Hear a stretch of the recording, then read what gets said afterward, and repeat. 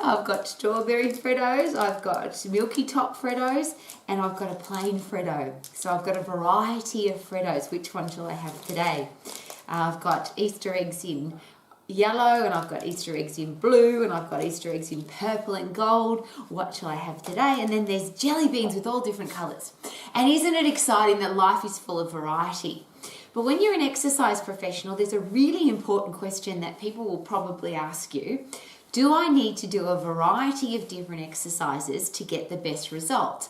So if I want to be my fittest, my strongest, my leanest, my healthiest, I want to stay young for long, I want to have great quality of life, do I need to do different kinds of exercises to stimulate different parts of my body to make sure that I get the best results possible? And what a great question. So let's ask some more questions. When somebody tells us what they want to do, as an exercise professional, is it our responsibility, A, to find out what it is, and B, to find the quickest, fastest, best way for them to get that result? And if that includes variety, why would it include variety, and how do we implement variety into an exercise program? So here's my big question. What do you want to do? Now, regardless of what the answer is, because we always ask that question, don't we? It's one of the most important questions as an exercise professional. What do you want? Now, we ask the same question, but the answer's always different. Every person gives us a unique, different answer to what they actually want to achieve. And even if we get the same answer for what they want to achieve, is it possible the reason why they want to achieve it is different? So lots of people might say they want to lose weight, or they want to get fit for a sport, or they want to be able to compete in a body competition or bikini competition, or they want to be fit for a certain event, but the reason they want to do it is completely different. So is it our responsibility, or should it be our responsibility, to find out about each unique individual person that's investing time with us and investing money with us, to make sure that we find out exactly what they want and why they want it? When we know the answer to those two questions, then do we have a responsibility to make sure they get the best results possible in the quickest time possible? And then I always ask the next two questions, which are, if somebody's really fit and if somebody's really strong, is it possible they can go and do all the other things that they want to do? So sometimes we focus on, okay, I've got to get them fit to play a sport, or strong to lift a certain piece of something for a competition, or I need to get them fit to climb a mountain, or strong to participate in some form of activity that they're excited about. But if they're really fit and really strong, the fittest and strongest they can possibly be, is it possible then they can go and do all the other things? Now that's there's a great discussion to be had there, but I'm asking the question for a reason, because if I know how to get somebody really fit, cardiovascular and respiratory fit, their central nervous system is firing, their endocrine system's firing, their digestive system works effectively to get vitamins, minerals, phytochemicals, antioxidants to all the places they've got to go, and they've got a strong immune system so they don't get sick, is it possible that they'll be able to do all the things they want to do? And if I get them really strong, is it possible that, and when I talk about strong, every ligament, tendon, joint, muscle, bone, central nervous system, endocrine system, everything's as strong as it can possibly be, so then they can go and do whatever it is that they want to do. So that's my first big please consider as an exercise professional, because is it possible that sometimes we get a bit caught up in the variety of exercise versus what is the safest, quickest way to get somebody fit and strong? And then how would I measure that? And we'll just ask that question first. If somebody's really fit, what are the biomarkers to say, okay, that person's really fit? And technically, is it possible that the answer to that question is simply they've got a low resting heart rate, they have the capability of getting their heart rate up as to maximum heart rate and recover from that really quickly. So if somebody gets to maximum heart rate and it takes them 2 or 3 hours to recover, and then it takes them 2 or 3 minutes to recover, and then it takes them 30 or 20 seconds to recover, obviously I'm getting them fitter. Now here's the question. Does my heart and lungs, my respiratory cardiovascular system, know whether I'm getting puffed from punching or kicking or swimming or biking or sprinting or skipping or dancing? And I think it's a really important question because then it comes down to each individual person. So if I can get somebody really fit by overloading their heart, overloading their lungs, overloading their central nervous system and endocrine system, so they're going at 100% effort to get really fit, doesn't matter how I do that. Now, I'm not looking for a right or wrong answer. I'm just asking for us as exercise professionals to be asking some clever questions. So if that's possible that it doesn't matter, as long as I'm overloading my heart and lungs and they're blind so they don't know what I'm doing, then is it possible then I need to ask the individual in front of me, how do you want to get puffed? Now, some people hate running, some people love it. Some people hate boxing, some people love it. Some people hate any kind of electronic equipment, and some people love it. So let's find out, is it possible? And here's probably a better question. If somebody is enjoying what they're doing, or they like what they're doing, or it's an activity that they want to do, is it more likely they'll keep doing it, which means they'll get the result that they want? So if they want to get fit and they like the way they're getting fit, then they might stick with that exercise program, and then they're more likely to get the outcome that they want. So if I design a program for somebody that's all running, but they hate running, is it possible that they'll stop running and then not get fit? So if my heart and lungs and all the other systems in my body can get fit by overload, does it matter how I overload? First question. Second question, muscles, bones, ligaments, tendons, joints, are they blind or can they see what I'm lifting? So whether I lift a dumbbell, a barbell, I use machinery, I use a rock, I use a wheelbarrow full of sand, I use a gym bag full of books, I lift my child, I lift a big box of something in my house. Do my muscles and bones, ligaments, tendons and joints know the difference, or do they just get stronger from overload? And how do I test that? So fitness I test by resting heart rate and recovery speed, and strength is a really easy one. If I can lift heavier, what's happening to my body? Is it possible I'm getting stronger? So if I keep getting stronger, so whether I lift 1 extra kilo of sand or an extra kilo of rock or an extra kilo of wood or an extra kilo of a wet towel or an extra kilo of a child that's getting bigger, doesn't matter as long as I'm overloading my muscles, bones, ligaments, tendons and joints so that I get stronger. So if I'm really fit and if I'm really strong, what can I then go and do? Now comes the argument or the discussion point of, do I need to be fit for?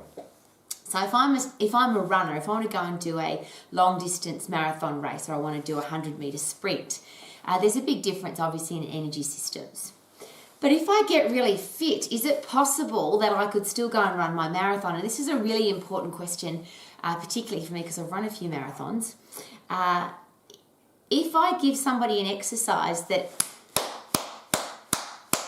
pounds their joints over and over and over and over, if I give them an exercise in the gym where they're doing multiple repetitions over and over and over and over, is it possible that they're going to get repetition or overuse injuries?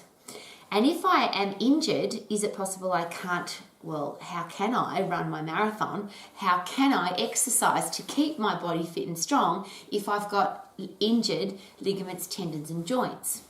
So if I'm going to be doing an activity that's going to be risking my ligaments, tendons, joints, muscles, how can I combat that? So if I'm going to be boxing, or I'm going to be crossfitting, or I'm going to be playing rugby league, or I'm going to be running marathon, I'm going to be climbing mountains, I'm going to be doing downhill mountain bike riding, I'm going to be skateboarding, all of those sports and all of the other ones you can think of that have high risk attached to them, how can I make sure that my body is bulletproof, injury proof, has less chance of being injured or hurt doing my sport? Is it possible I've got to go back to how do I get really fit and how do I get really strong?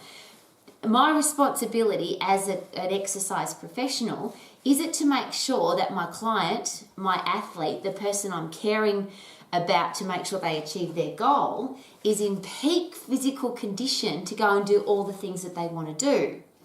And how do I do that?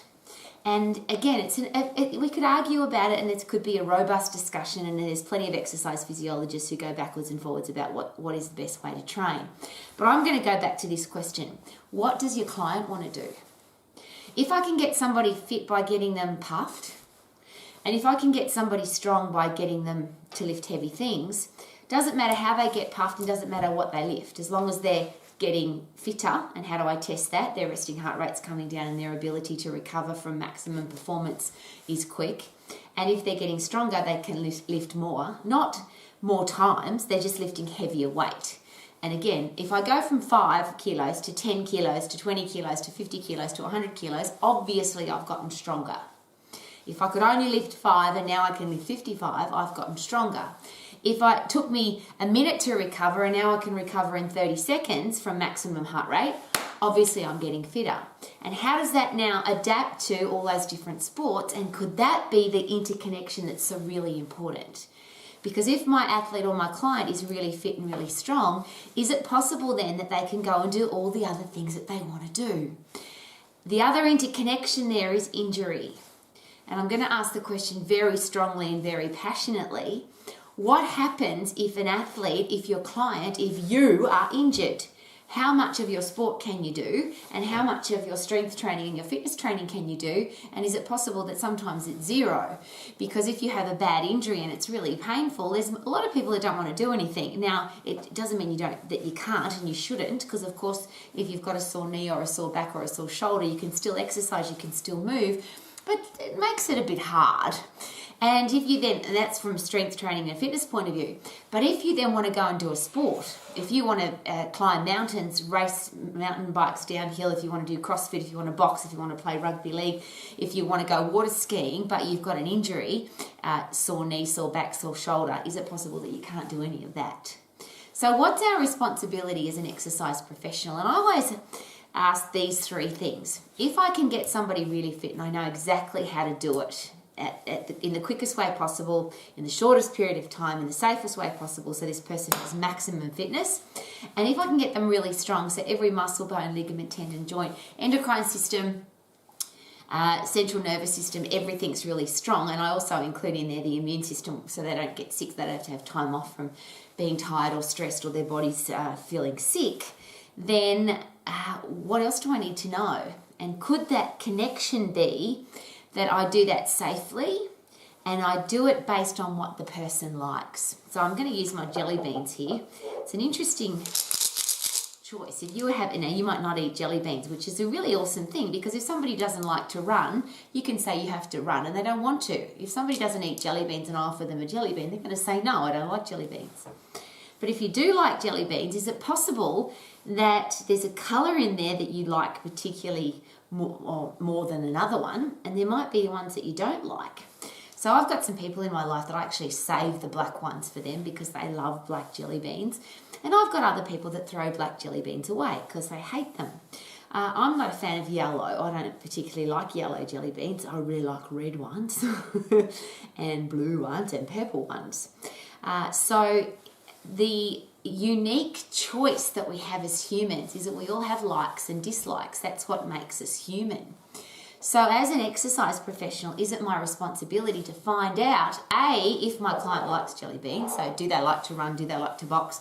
Do they like to swim? Do they like to use electronic equipment? Do they like to skip? Do they like to dance? Because I've got to get them fit. So let's get them fit doing something they love to do. And then if they don't like it, why? I love jelly beans, but I don't like black ones. So if I eat black ones, I don't even enjoy them. I'm not going to eat them. I don't like them. I'm not going to waste calories eating black jelly beans. And there's a lot of people that they may do their exercise. If I was starving, I suppose I'd eat a black jelly bean because I was starving and I needed to get some calories into my body. And there might be some people that if they're desperate to get a result, they might go running, or they might do boxing, or they might skip because you've told them that they have to. But isn't it our responsibility to get people fit and strong long term? And is it our responsibility to get them fit and strong doing what they absolutely love to do? But the connection again is the safety. So if I aim to get somebody really fit and really strong playing rugby league, is it possible that they would get injured? So I'm not suggesting that they don't play rugby league. I think that's awesome. If you love rugby league, you should play it. But as an exercise professional, it's my responsibility to get them really fit and strong first, so that when they go and play their sport, there's less chance of them getting injured. So every time they get knocked, every time they get tackled, every time they fall over, when they get impacted, they've got the strongest, fittest body possible, or they're so fast, because I've got them so fit that nobody can catch them to tackle them. So when it comes to variety of exercise, the argument is always, do I get a better result if I do different exercises? And there's two parts to that, because there's fitness and there's strength, and we'll talk about fitness first. If my heart and lungs are going to get fit by being overloaded, doesn't matter whether I do that by running or biking or skipping or swimming or whatever exercise it is that I hate the least or that I love the most. And if I get bored, there are some people who definitely get bored with exercise. So if I'm bored with it and I'm going to stop, would it then be my responsibility as an exercise professional to make sure that I give them a variety of exercises so they don't get bored? But my reverse of that, and I'll use my 23 years experience as an group exercise instructor for this, I could choreograph my own classes. So I learnt how to create blocks of choreography for people to pretty much do a dance class to aerobics. Woohoo! And there was a really big challenge with that, because every time I did a class, I would have different choreography. And if people are focusing on the choreography and they're not putting in 100% effort into their exercise, is it possible that they won't get the best result? I'll use the boxing as the same. If I've got a whole heap of complicated routines for boxing to make it more interesting to give people a variety, but they don't box at 100% effort, so now maybe their brain's getting a bit more overload, but their body's not working hard because they've got to focus on the complicated way to put the routine together. But could that be a choice? Are there some people who want to have a complicated dance routine every time they come to a class, and there's other people that want to have the same class every single time? And I learnt that lesson the hard way, because I came through the process of, I choreographed my own classes, and then this program came along called Les Mills and became a worldwide phenomenon of exercise classes that had exactly the same music with exactly the same exercises for 6, 8, 12 weeks in a row. And it was really interesting to watch, because there were some people that were loving those classes, and as they got closer to the changeover, where we've been doing the same exercise for 12 weeks now, we're going to change over, people didn't want it to change. I don't want it to change because I like doing just this. So I learnt, and I've been doing this a long time, and I love learning from experiences, and I love learning from mistakes. And one of the biggest mistakes I've ever made is to think that people like to exercise the same way I do. The biggest lesson I've learnt is that, yes, I've got to get people fit, and yes, I've got to get them strong, but most importantly, I've got to find out what each individual person wants. So there are some people that come to a group exercise class and they want it to be the same every single time. And I have a great example of a circuit class that a gentleman, a really cool guy, I used to run in a really interesting place in Sydney, Australia, called Campbelltown. It's a very low socioeconomic area, and I managed health clubs there for a very long time. And he was a really cool guy who used to run exactly the same circuit class every single Magical Day, Wow Day, and Fun Day Friday evening. He'd put exactly the same cards down on the carpet. He'd put exactly the same weights on each card. And the class was identical with exactly the same music. Now, this was pre-Les Mills days. And when I first saw that class, because here's me with my fancy choreography, I thought, why would people come to that class? It's just the same every single time. But every Magical Day, Monday, Wow Day, Wednesday, and Fun Day Friday evening, that room was packed. You had to book to get a spot on one of those circuit cards because people loved it. And the reason, because I asked, why do you love it? And they loved it because it was exactly the same every single time. They loved it. Now I'm going to do jump squats, and now I'm going to do push-ups, and now I'm going to run up and down the room, and now I'm going to skip, and now I'm going to do push-ups, and now I'm going to do dips. And they loved it because they knew exactly what to expect. So when you come to the basic human needs of the human race, it's really interesting, because one of the big things we need is certainty. We need to know or have security and safety that we're not going to die, or we're not going to get some horrible thing happen to us, and we know what's going to happen. And a lot of people live their life in exactly that space. They need certainty. Interestingly, one of the other basic human needs is uncertainty. There are some humans that absolutely thrive on it's got to be different. We've got to have variety. We've got to have change. We've got to have excitement. And if they did the same class, they would probably do the same class twice and then be bored to tears because we did this last time. Haven't we got something different to do? So should we, as exercise professionals, and I always ask these three things, and I think these are the three driving forces to be the top at what we do. How do I get somebody really fit? How do I get somebody really strong? And then how do I adapt that, personalize it, customize it, tailor it to the individual person that's in front of me? Not what I like to do, not what other group of people like to do, not what scientists say. And I'll give you an example for that. If we were going to pick the ultimate exercise, which is the exercise that burns the most calories in the shortest period of time in the safest way possible? And there's probably very little argument to say that the human body is meant to exercise in the upright position. Standing burns more calories than sitting, and it's a more effective position. But walking burns more calories than standing. Jogging burns more calories than walking. Running burns more calories than jogging, but sprinting burns more calories than anything. And ultimately, if we want to get really fit, the harder we exercise in that phosphate system, so every time we put in 100% effort, get your breath back 100% effort, that seems to get us the fittest possible. And because we're running and we're in the upright position and we don't have any shearing forces going through our joints because everything is a compression force, that could be the safest exercise. So there is an argument to say that if you want to get the best result possible in the shortest period of time, burn the most amount of calories, then you should sprint, sprint. But what if somebody doesn't like to run? Doesn't matter how many, I always use the analogy or the example of you could tell somebody that the best form of protein comes from an animal, or the best form of hay and iron comes from red meat. But if they're a vegan vegetarian, it's a really silly thing to say, yeah? Because they don't like to eat meat. So it doesn't matter what argument you give them, they don't eat meat. You could argue that running is the best exercise possible, but if somebody doesn't like to run, they're not going to do it. And if they're not going to do it, then how can I possibly get them fit and strong? So those really important questions that come with my very cool philosophy called the Smarties principle. You know, those pretty coloured lollies. I used to have I think I've got some packets in here.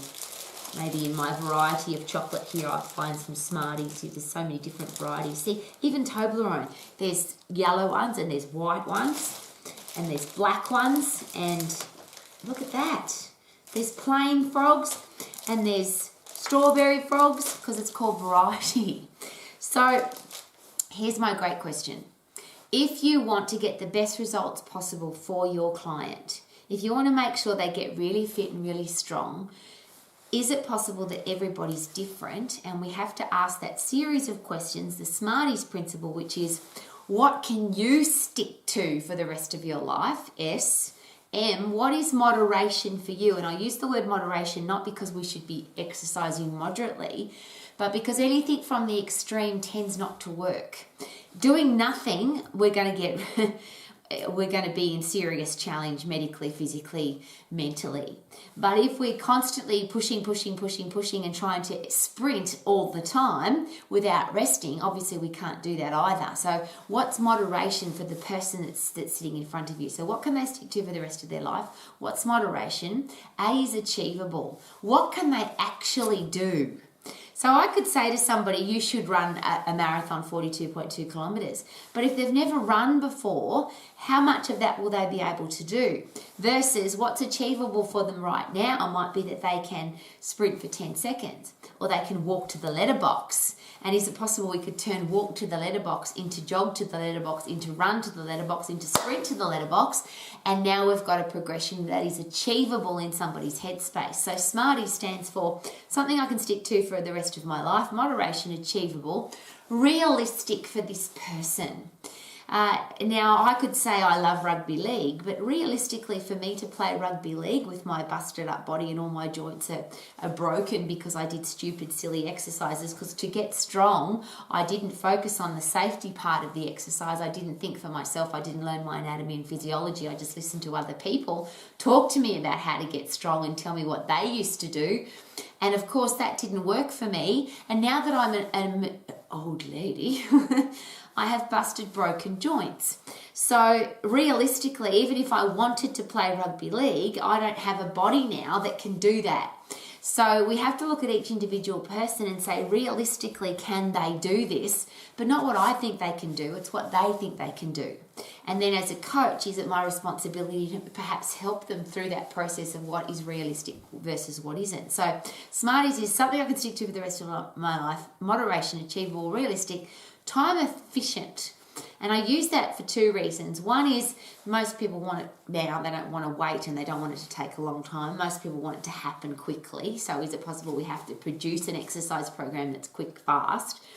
But also, if somebody has a long time to exercise, so somebody might say to you, look, I can come to the gym 7 days a week, or I can run every day, or I've got hours to exercise every day. Is it possible that there still might come a time in their life where they don't have hours and hours? You might say to me today, I'm very capable of going to the gym for an hour every day. But if your life changes and you get a new career path, or you get a family, or you move to a different place and your life changes, should we be able to get somebody really fit and really strong in a short period of time? So even if somebody's got a long time, by all means, customize and tailor their exercise program to suit their time frame. But is it important that we never want somebody to think, oh, I haven't got an hour, so I'll do nothing? What if I've only got a minute, or I've only got 50 seconds, or I've got 10 seconds? Can I still do something? And of course the answer is yes. So is it time efficient for the person? And should we make it time efficient for anything else that comes up in their life? The next one is interesting and enjoyable. And I'll ask again, if somebody hates swimming, why would we get them to swim? If somebody hates bike riding and they never want to ride a bike, even if you think it's the best exercise ever and you love it, they're not going to do it. So should we find out what the person really wants to do, what's interesting and enjoyable for them? And then, of course, what makes sense to them? It could be science, because the Smarties, the last S, arguably is this exercise program should be based on science. So there's one part of science is anatomy and physiology. Everything we do should be based on how the human body works. But the second part of science is there's a lot of argument about this exercise versus that one, this eating plan versus that one, how often you should exercise versus how often you should eat. There's a lot of argument in the science. So what, perhaps the better question would be is what makes sense for your client. So if I'm going to design an exercise program for somebody, how do I get them really fit? How do I get them really strong? And then how can I base it for them personally, tailor, specialize, personalize, make it specific to their lifestyle based on Smarties. Is this something you can stick to for the rest of your life? Is it in moderation? Is it achievable? Is it realistic? Is it time efficient? Is it interesting? Is it enjoyable? Does it make sense to you? And do we have the anatomy and physiology science to back up that this is a safe exercise program that's not going to hurt their joints and it's not going to injure them in any way? Because I'll ask the question again, doesn't matter how fit and strong I get somebody, if I bust up their joints so they can't exercise, I can't do fit and strong, and they can't do their sport, or they can't go and do their activity. So variety of exercise. If somebody hates to exercise, wouldn't it be awesome, wouldn't it be exciting if all they had to do was get really puffed a few times throughout the day to get physically fit, and then perhaps lift heavy a couple of times a week, once a week, using every single muscle and bone in their body. So that's a really short exercise program. And if I get somebody really fit physically and really strong physically, is it possible that they'll also be mentally tougher and stronger, so they'll be able to live their life more effectively, and they'll be able to go and do their sport? Rather than trying to mix it around and give people a variety of exercise because perhaps we're getting bored. And I ask that question because as a group exercise instructor, I created all these great choreography classes because I was teaching 15 classes a week in exactly the same place to the exact same people, and I didn't want to get bored. So I was creating all these great new exercise programs. But what I learnt the hard way is that a lot of people don't like change. A lot of people like the certainty of going to and doing exactly the same thing. The people that like variety, should we know the difference between that person wants the class to be exactly the same and that person wants a class to be completely different? And should we be designing classes that are the same and or different? Should we be designing exercise programs that are based on, do you want to have it exactly the same or do you want it to be different? And then the really interesting thing about strength training and variety, rather than just coming up with a new exercise for the sake of it, and I think if you see as much social media as I am sent on a daily basis, there's a lot of weird and wonderful exercises. So should we ask the question, is it safe? Is it functional? Will it injure me? Will it give me the result that I want? And if not, why would I do it? And then this great question that I could ask my client, out of the 3 best exercises for your upper body, which one do you want to do? So do you prefer bench presses? Do you prefer dips? Do you prefer push-ups, for example?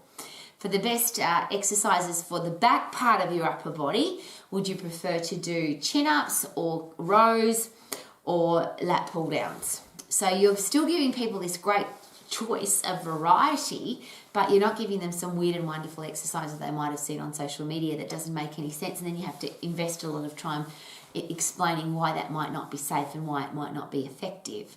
So here's my ultimate question. What do you want for your client? What do you want for you? What do you want for the people in your life that you care about? Do you want to give them an exercise program that gives them the best results possible in the shortest period of time in the safest way possible, which is how do I get them fit? How do I get them strong? How do I do it safely, which is the connector, so they can go and do all the things that they want to do?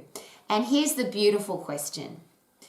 How will it feel when your client, when your family, when your friends, the people that you are creating safe, effective, time-efficient exercise programs for, they come to you and say, thank you, Rowie, I love twirls, or I love Freddos, or I love Easter eggs, whatever it is that they like.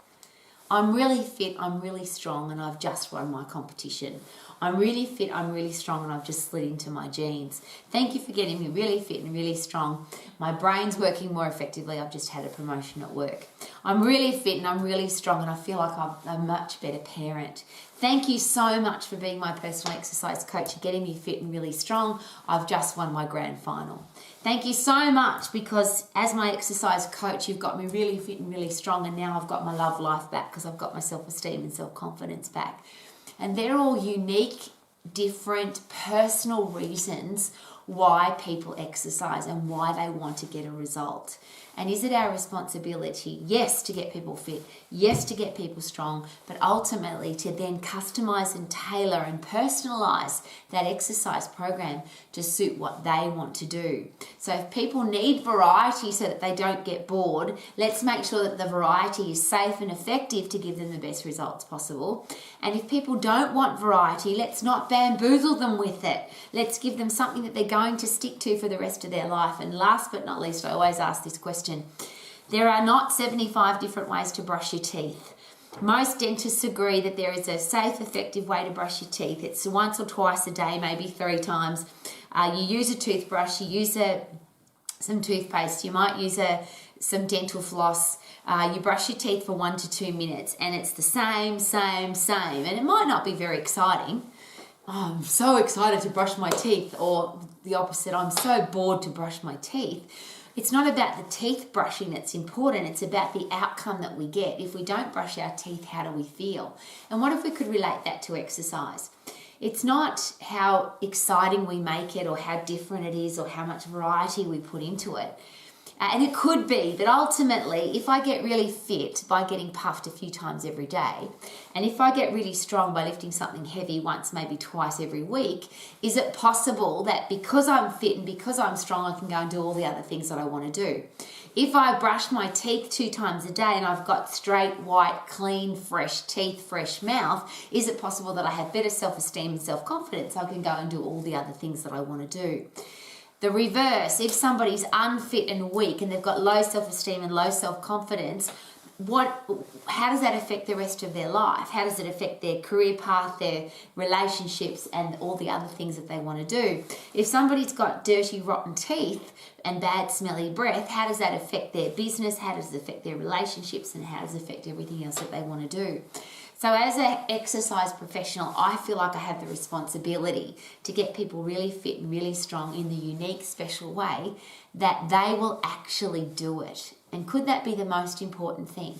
What will this person actually do? Because if I don't do it, I don't get a result. If I do it, I will get a result. And isn't that my responsibility? Let's find out what you want to do to give you the best result possible. Woohoo!